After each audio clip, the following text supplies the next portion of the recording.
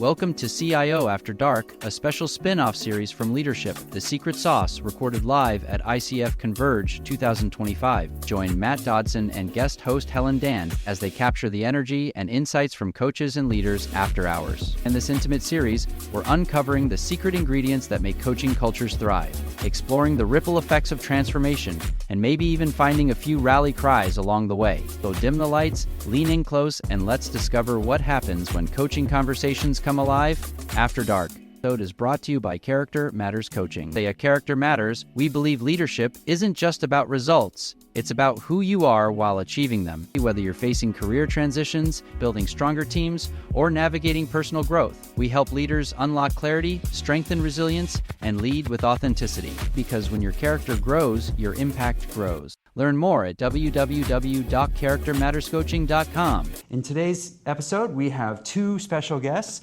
I'm just really glad to have you guys here. They are members in the coaching and organization, and we're here to hear about your secret sauce of leadership, hear your story, maybe even some challenges, and really what you've learned.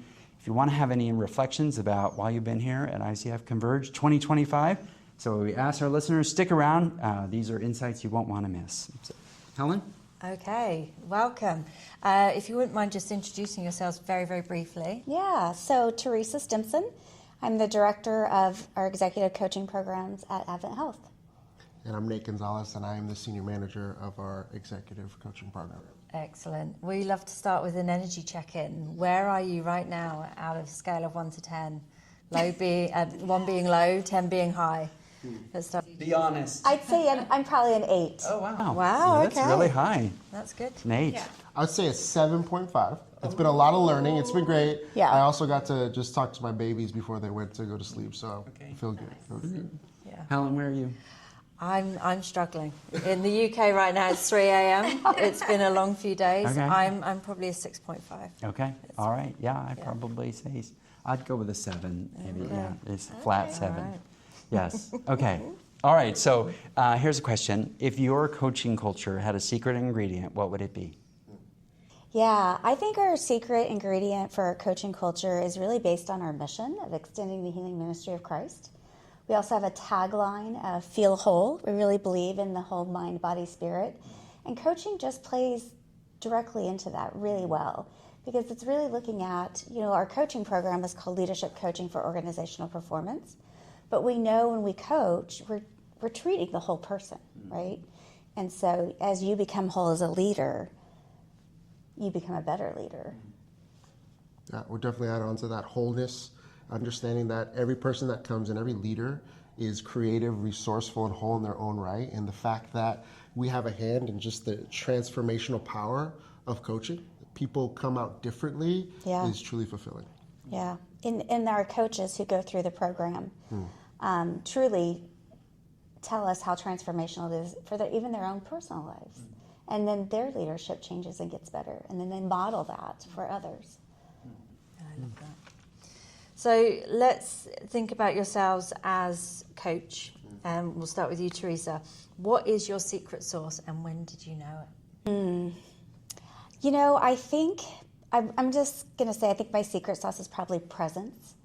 And I learned that early on in my coaching because when I would notice micro expressions and ask about those things, it would kind of open up more for my client.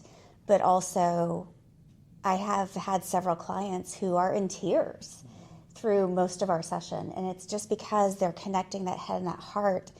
And if you just slow down and listen to somebody, a lot of times we don't do that. And leaders need that. Healthcare especially, it's busy, it's ever-changing, it's fast-paced, and I think when we can model that, it gives them permission and it helps restore their meaning for their work and they connect to their why. I would build off of the connecting to the why. I believe coaching truly is part of my purpose, and when I'm in a session, I believe that is what I'm meant to do in that moment for that next 45 minutes to an hour. And really, whenever there's a crack or a door that opens where the client gets to talk about their purpose and their values, I'm all ears, right? Because I've known how much purpose and connecting to my why has been influential in my life and my leadership. And whenever I have the opportunity to bring that up in our coaching sessions, I just love when that comes up. So it excites me. Okay, so maybe you can share a little bit about, what is the ripple effect of having coaching in your organization? Because I'll just be really it sounds very different, right? We don't hear that in some of our, when we talk to other health organizations. So what's the ripple effect beyond sort of the one-on-one thing? Yeah, when we started the coaching and building the coaching culture, we knew we didn't want it just to be another leadership development program. We wanted it to be something that was truly impactful, that transforms how people lead. And so coaching's really helped. We've done several things. We have our free internal coaching. We still have external coaches as well. But we built out a coaching skills for nurse leaders program. And we've deployed it across the organization. We put over 1,200 nursing leaders through that program. And, when you change how the frontline leaders lead, you look at engagement and retention and all those things, and that helps that culture. ICF recently came up with the coaching organizations, the Compass assessment. And so when they were offering the free pilot, I raised my hand and said, yes, absolutely, I would like to do that. And so we did that with our Central Florida Division nursing leaders. And much to my surprise, we came back as, I think the term is integrated. So we scored at the highest level.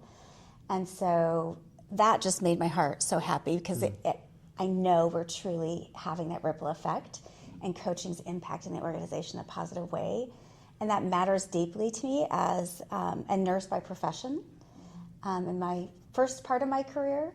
And so knowing that we're changing the leadership for those who are impacting our patients and our communities means so much to me. Mm-hmm.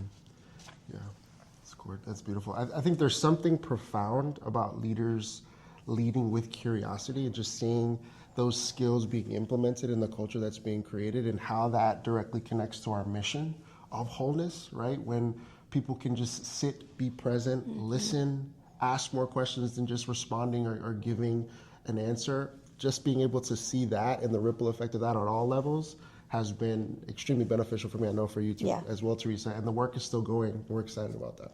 Yeah, so we're actually transitioning. We're still keeping coaching skills for nurse leaders, but we've kind of redone the course to have coaching skills for leaders. And now we're going to train the trainers and train partners that are in the other regions of the organization to deploy that course as well. So we're super excited about that. I love that. So what is the next area of focus then? So you said how you're expanding that program. Yeah. Is there anything else beyond that? Yes, there's always something. Okay. We have a bit of a backlog, a wait list for our free internal coaching. And I was fortunate to meet Dom. Do you remember the name of her? Dominic Moss. Yeah. And she has a group coaching education that's ICF accredited. And I said, man, if we could do group coaching, we could reach more people. And especially as the organization grows, we have very aggressive growth plans. So what we are doing today, isn't going to get us where we need to be in the future. So Nate signed up, and he's going through that. So we're going to start piloting that next year. And so I'm super excited about bringing group coaching to the organization. The other thing that we're doing is, we call it dynamic team coaching, but it's Peter Hawkins' model of systemic team coaching. So I'm trying to figure out what's our strategy and how do we scale that to get that to more teams? Because I really think team coaching is really the future. Because when you're doing team coaching, the whole team is getting coaching together, and they have over time, and they're also individually getting coaching. And so again, it's transforming them as a person, but then as that team and how they work together in those dynamics. That's really powerful.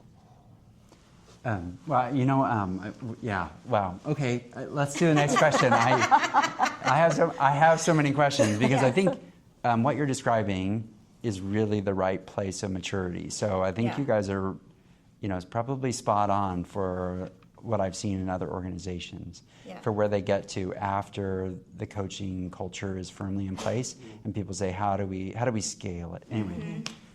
Yeah, sorry, I didn't jump all over the, so The next I'll question is I'll yours ask the anyway. question. So, all right, aspirational coaching culture, what is your rally cry or theme song that you would want to play?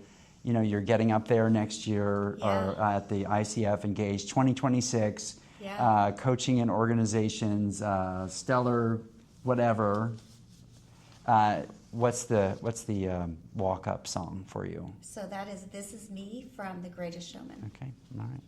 Excellent. Nate, have you got a rally cry or? I'm gonna double down on This Is Me. I think that's beautiful. This is you? This is us, right? This is us. I love it because it's a collective of what we want our organization to represent, but each individual adopting a coaching mindset, man, I can't think of anything better.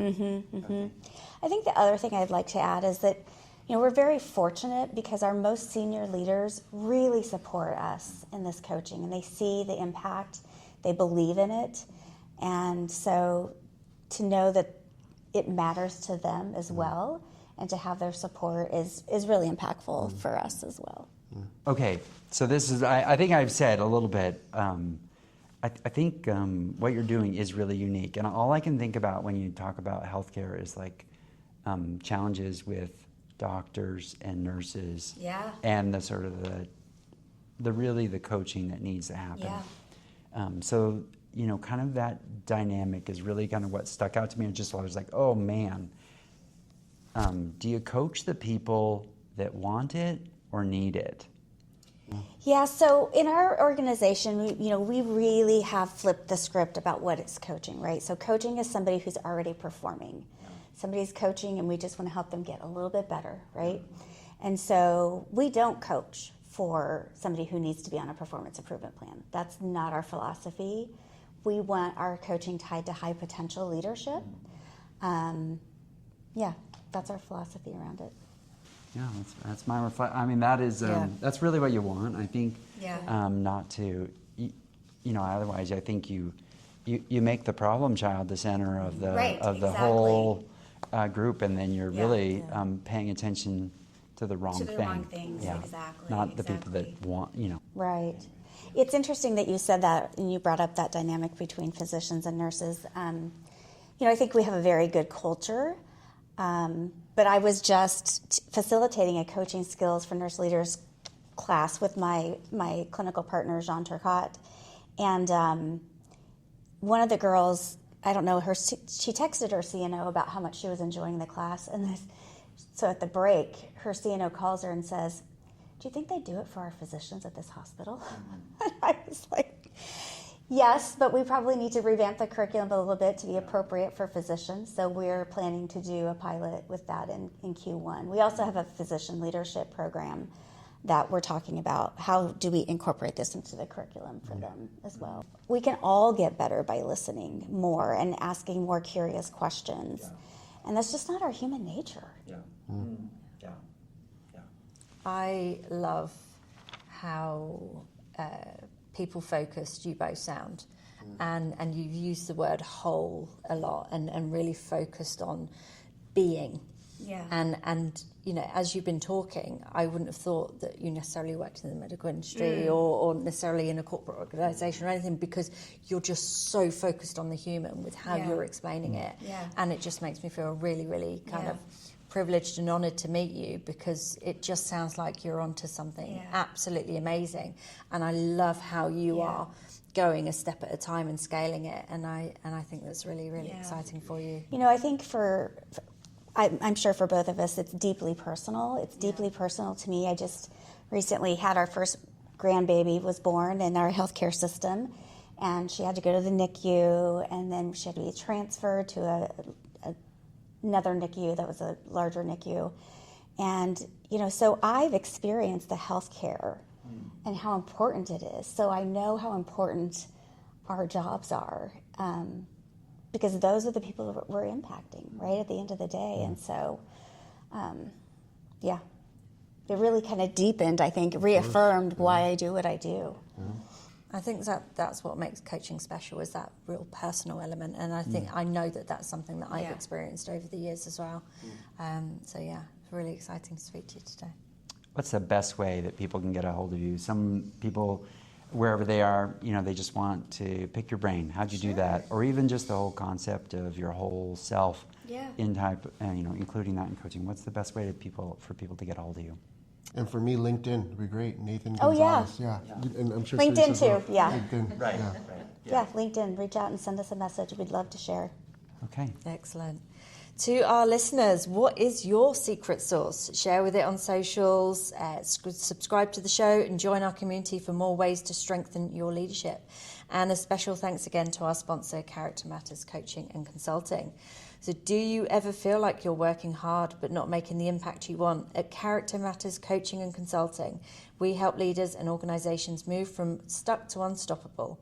Through one-on-one coaching and team consulting, we don't just work on skills, we work on the leader behind the skills. Visit charactermatterscoaching.com to discover how we can help you sharpen your edge, grow your influence, and lead with purpose. Well, until next time, have a great day.